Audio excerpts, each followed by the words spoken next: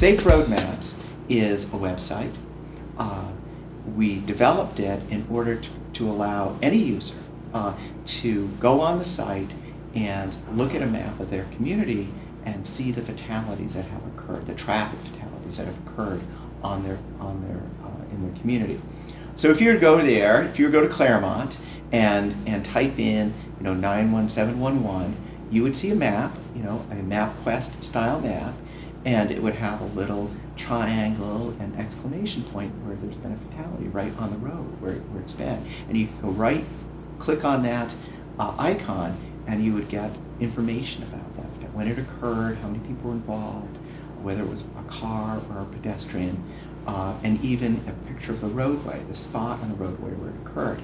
Now that ability to go right into the specifics of that fatality is something that has never been possible before.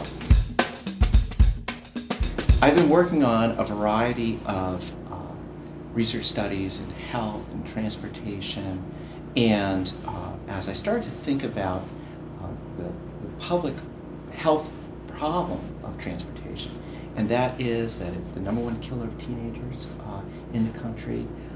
There's 70% of all fatalities occur in rural areas, that it really is a public health issue. But there's no way to understand that.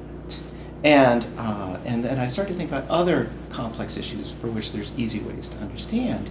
And visual technology is very powerful. Weather is a very complicated thing, but we can look at a weather map and understand it. Traffic congestion is pretty complicated, but we can look at a traffic congestion map and understand it.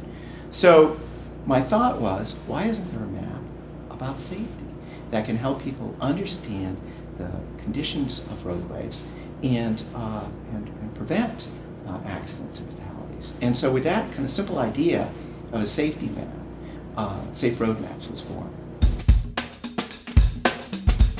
We think that by getting that research out there in a way that can be easily understood, we can change behavior. And the behavior we want to change is about, it's not just the location, but it's what you're doing at that location. Are you speeding? Are you wearing a seatbelt? That kind of thing. And so we have what we call layers, these different layers of variables that we track.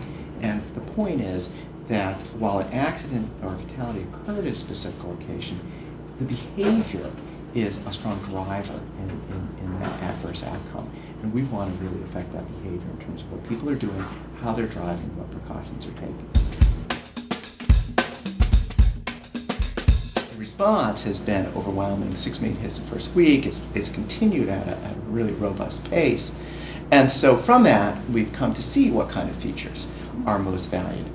And one of the ones that is really used a lot, one of the ones that's used a lot is the feature where you can plug in your zip code or your address and get a profile, a visual map of all the fatalities that have occurred right in your neighborhood. This has a lot of use, and people go to it all the time just to check that out. One of the uses that has arisen out of this, sometimes when we start these things, we think it's going to have a certain impact. But then as it's used, users of the system, determine what that impact will be. And so one of the areas that's arisen is its use in driver's ed, for example. And so I've been approached by a couple of major driver's ed organizations about creating a module that students could use. Driver's ed students could go in, look and do a little assignment about, looking up how many males or females in their age 17 to 21 have sadly, tragically died because of traffic accidents. As I said before, it's the #1 killer of kids, and so that kind of exercise can really be stark, and we hope it is stark, because the goal is just not to display these fatalities, but really raise awareness of individual drivers as well as policymakers about the issue of the 40,000 deaths that occur on the freeways, and how simple steps like finding out how safe your own roadways are can be a path to improving safety and reducing that.